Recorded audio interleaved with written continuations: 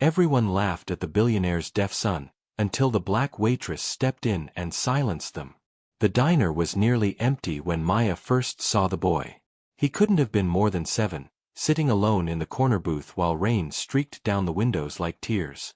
His father, expensive suit, impatient eyes, was on his phone, barely looking up.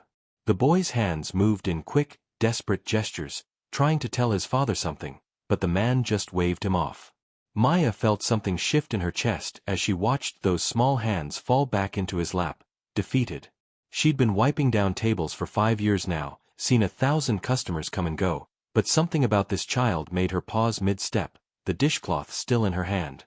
"Where are you watching from tonight?" Maya had learned long ago to notice the quiet ones. Every morning at 6, she'd unlock the diner's front door, flip the sign to open, and watch the sunrise paint the booths in soft gold. The regulars knew her name: Mr. Peterson with his black coffee and newspaper, Mrs. Chen who always ordered pancakes and left origami cranes as tips. They greeted her with warm smiles, and she returned them, even on mornings when her feet already ached before her shift began. She loved this place in her own way. The cracked vinyl seats, the jukebox that only played half its songs, the smell of bacon grease and burnt coffee that clung to her uniform no matter how many times she washed it. It wasn't much, but it was hers. A small pocket of the world where she knew the rhythm of things, where she could predict who needed extra cream and who wanted their eggs over easy without asking. But that evening, when the father and son walked in, the rhythm broke. The boy moved carefully, his eyes taking in everything: the flickering neon sign, the ceiling fan's slow rotation, the way Maya smiled as she approached their table. His father barely glanced at the menu she offered, ordering curtly for both of them. The boy's hands moved again, trying to communicate, and his father's jaw tightened with frustration. "Just sit still," the man said, his voice sharp enough to make Maya flinch. She set down their waters and noticed the boy watching her lips as she spoke. Recognition flickered through her. She'd seen that look before, that intense focus. Her younger brother had been the same way, before they lost him. The boy was deaf. Throughout their meal, she watched the father grow more irritated with every attempt his son made to communicate. Other customers began to notice too. 2 men in the next booth started whispering, one of them laughing behind his hand. When the boy accidentally knocked over his water glass, his hands flying in what Maya recognized as an apology, someone actually snickered. The father stood abruptly, throwing cash on the table. "Let's go. You're embarrassing me." The boy's face crumbled, but he followed, head down. Maya felt her heart crack watching those small shoulders hunch forward, trying to make himself smaller, invisible. She knew that posture. She'd worn it herself plenty of times. But as they reached the door, the boy turned back, his eyes finding hers. He signed something, quick, uncertain, and she understood without knowing how. "Thank you." They came back 3 days later. Same booth, same tension hanging between father and son like a storm cloud. This time, Maya was ready. She'd spent her last 2 nights watching sign language videos on her phone until her eyes burned, her hands practicing simple phrases in the bathroom mirror between customers. When she approached their table, she didn't speak at first. Instead, she looked at the boy and signed, slowly and carefully. "Hello. My name is Maya." The change in his face was instant, explosive. His whole body seemed to light up, his hands moving so fast she could barely keep up. His father's phone clattered to the table. "You know sign language?" The man's voice carried surprise, maybe the first genuine emotion she'd heard from him. "A little," Maya said quietly. "I'm learning." The boy, she learned his name was Marcus through his eager signing, could barely contain his excitement. For the first time, someone outside his small world was trying to reach him in his language. He told her about school, about a drawing he'd made, about how his father was always busy but had promised to take him to the aquarium someday. When they left, Marcus hugged her waist so tight she felt tears prick her eyes. His father pressed a generous tip into her hand, but more than that, he said something that surprised her. "Thank you." I haven't seen him smile like that in months. Over the next few weeks, they became regulars. Marcus would burst through the door, searching for Maya, his face falling if she wasn't working that day. She started keeping a notebook, learning more signs, practicing phrases. Her co-workers teased her gently, but kindly. Old Mr. Peterson, watching one of her sign conversations with Marcus, just nodded and said, "That's good work you're doing, girl. Real good work." But then came the day that changed everything. A man in an expensive suit, not Marcus's father, came to the diner during lunch rush. He sat in Maya's section, watching her work with cold, calculating eyes. When she brought his coffee, he barely acknowledged her. But when Marcus and his father arrived, the man's attention sharpened. Marcus ran to Maya as always, signing excitedly about his day. She knelt down to his level, responding as best she could, laughing at something he said about his teacher. Behind her, she heard chairs scraping. "This is what I'm talking about," the stranger's voice cut through the diner's warm hum. "You're too soft with him, James. The boy needs to learn to fit in, not have the world accommodate his disability." Marcus's father, James, stood slowly. "That's my son you're talking about. And I'm your business partner. We have the merger meeting next week. You can't afford distractions." Maya felt Marcus press against her side, his small hands gripping her apron. She looked up at James and saw something she hadn't seen before: shame, flickering across his face before he could hide it. "If this moment touched your heart, please give the video a thumbs up." The stranger continued, his voice carrying to every corner of the diner. "Having a deaf kid is one thing, but parading him around, letting waitresses baby him," he laughed, and it was an ugly sound. "You're raising him to be weak." Maya stood up. "I said that's enough."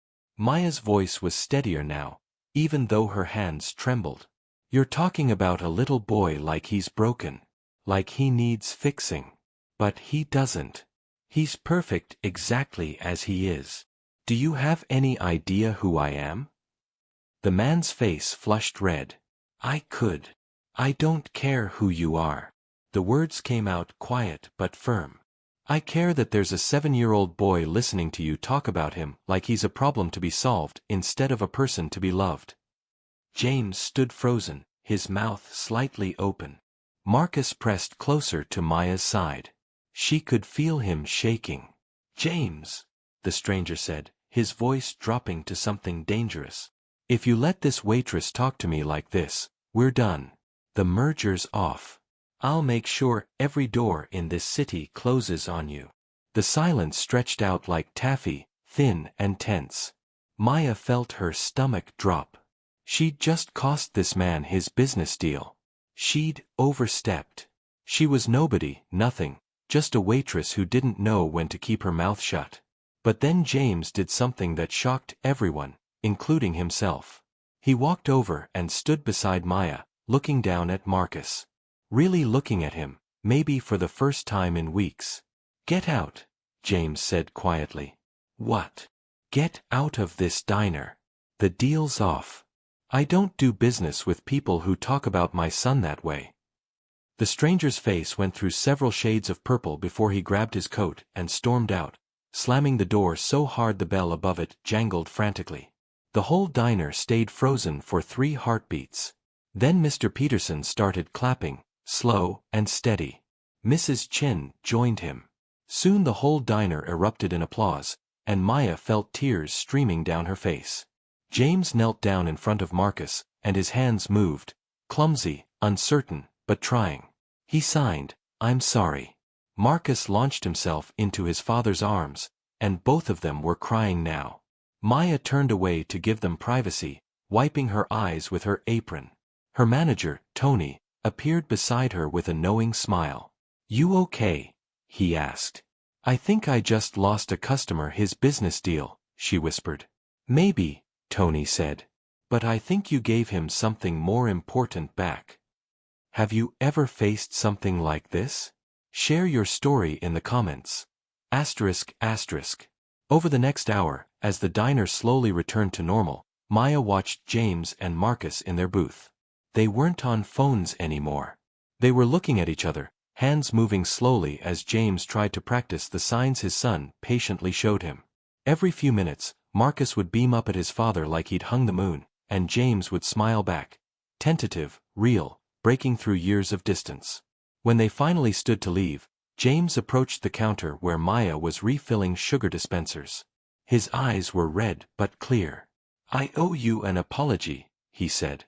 "I've been so focused on making him normal, on fixing what I thought was broken, that I forgot to just be his father." Maya shook her head. "You don't owe me anything." "Yes, I do. I lost sight of what mattered. I was ashamed. God help me, I was ashamed of my own son because communicating with him was hard, because other people stared, because I didn't know how to bridge the gap." His voice cracked. "You showed me that the gap was my fault, not his." Marcus came bounding over, and James lifted him easily, signing something Maya recognized. "I love you." Marcus's answering smile could have powered the whole city. "We're going to the aquarium tomorrow," James said. Would you like to come with us?" Marcus has been asking. "And I'd like to learn more signs. If you have time."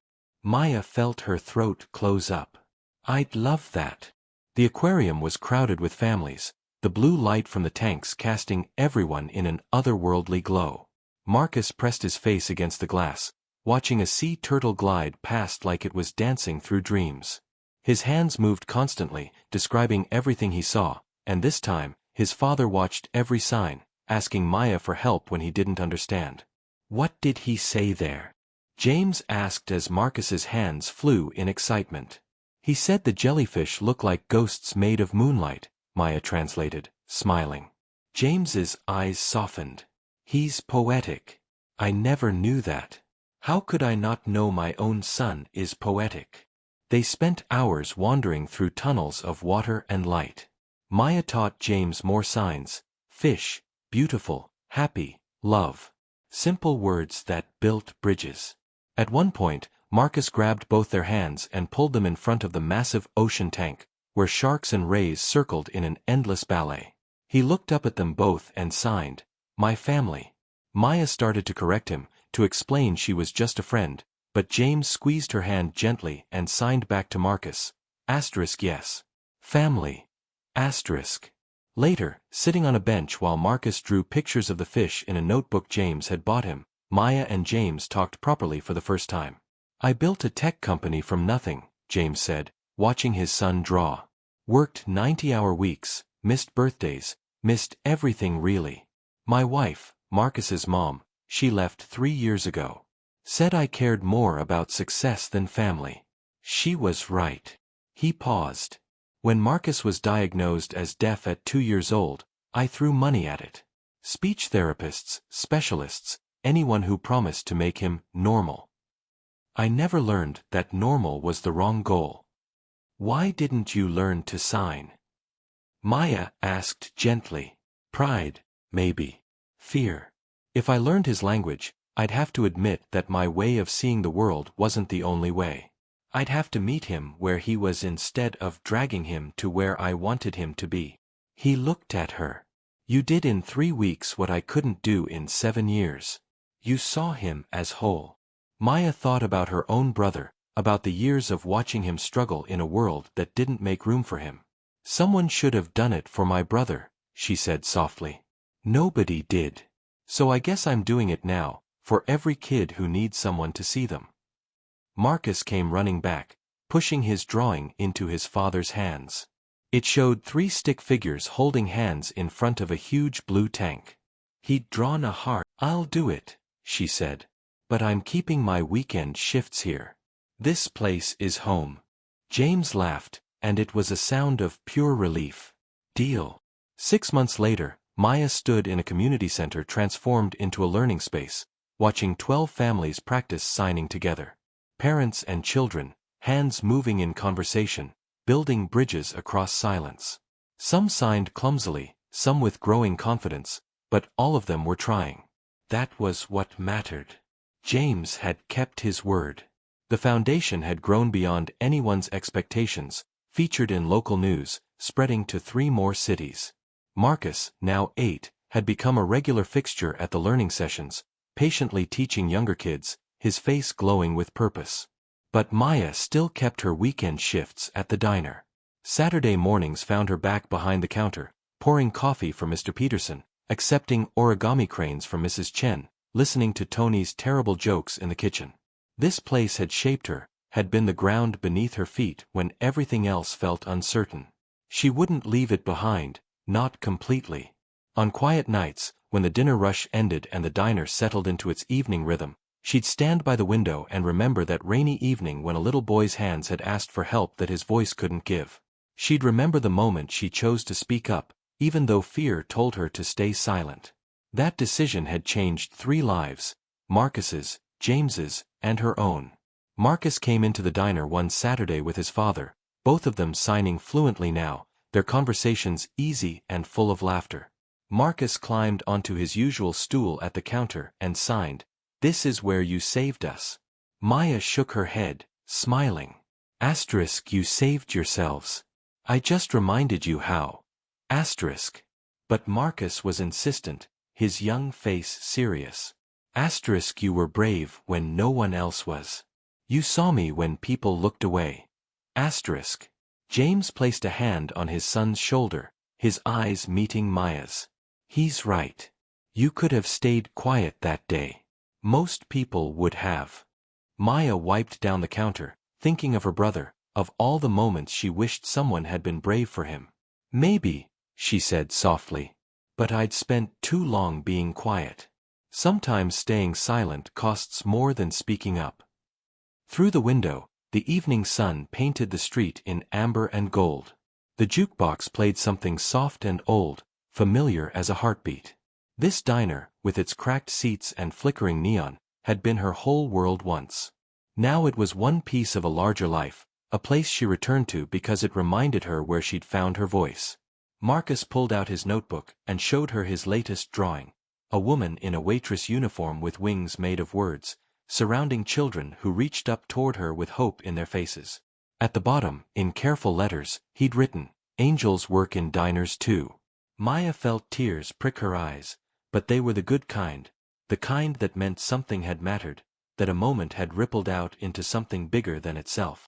She pulled Marcus into a hug, then James, all 3 of them standing in that small circle of warmth while the diner hummed around them with life. "Thank you," James said quietly, "for seeing us when we couldn't see ourselves." Maya just smiled, reaching up to adjust the crooked halo Marcus had drawn above her head in the picture. "That's what family does," she signed and spoke at once. The evening stretched ahead, full of customers to serve and stories to hear, but Maya knew she'd carry this moment with her, the knowledge that courage didn't always roar. Sometimes it whispered. Sometimes it was just a tired waitress deciding that a child's dignity mattered more than her own safety. Sometimes it was choosing to build a bridge instead of walking past the gap. If you enjoyed this story, please like, share your thoughts in the comments, and subscribe for more. Thank you for spending your time with us today. Asterisk, asterisk.